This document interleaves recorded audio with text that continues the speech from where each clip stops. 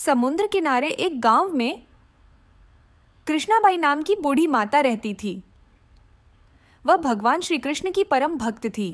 वह एक झोपड़ी में रहती थी।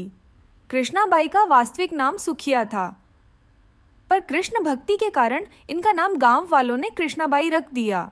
घर घर में झाड़ू पोछा, बर्तन और खाना बनाना ही इनका काम था।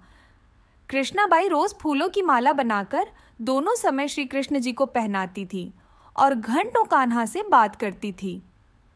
गांव के लोग यही सोचते थे कि बुढ़िया पागल है। एक रात श्री कृष्ण जी ने अपनी भक्त कृष्णाबाई से यह कहा कि कल बहुत बड़ा भूचाल आने वाला है, तुम यह गांव छोड़कर दूसरे गांव चली जाओ। अब क्या था, मालिक का आदेश था। कृष्णाबाई ने अपना सामान इकट्ठा करना शुरू किया और गांव वालों को बताया कि कल सपने में कान्हा आए थे और कह रहे थे कि बहुत प्रलय होगा। गांव छोड़ कर पास के गांव में चली जा। अब लोग कहाँ उस बूढ़ी पागल की बात मानने वाले थे। जो सुनता वही जोर जोर ठहाके लगाता। इतने में बाई ने एक बैलगाड़ी मंगाई और अपने कान्हा की मूर्ति ली और सामान की गठरी बांधकर गाड़ी में बैठ गई और लोग उसकी मूर्खता पर हंसते रहे। बाई जाने लगी।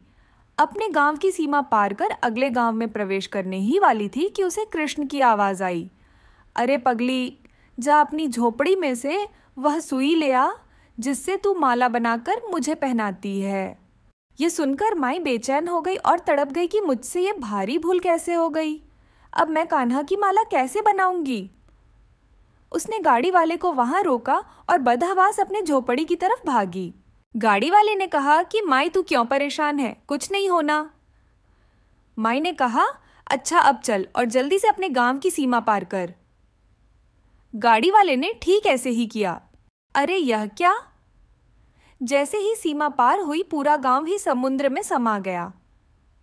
सब कुछ जलमग्न हो गया। गाड़ी वाला भी अटूट कृष्ण भक्त था। येनकेन प्रकरण भगवान ने उसकी भी रक्षा करने में कोई विलंब नहीं किया। इस कहानी से हमें यह शिक्षा मिलती है कि प्रभु जब अपने भक्त की मात्र एक सुई तक की इतनी चिंता करते हैं तो वह भक्त की रक्षा के लिए कितना चिंतित होते होंगे। जब तक उस भक्त की एक सुई उस गांव में थी, पूरा गांव बचा था। इसीलिए कहा जाता है कि भरी बदरिया, पाप की बरस न लगे अंगार, संत न होते जगत में जल जाता संसार। अर्थात अगर इस दुनिया में संत एवं अच्छे व्यक्ति न होते तो ये संसार कब का समाप्त हो गया होता।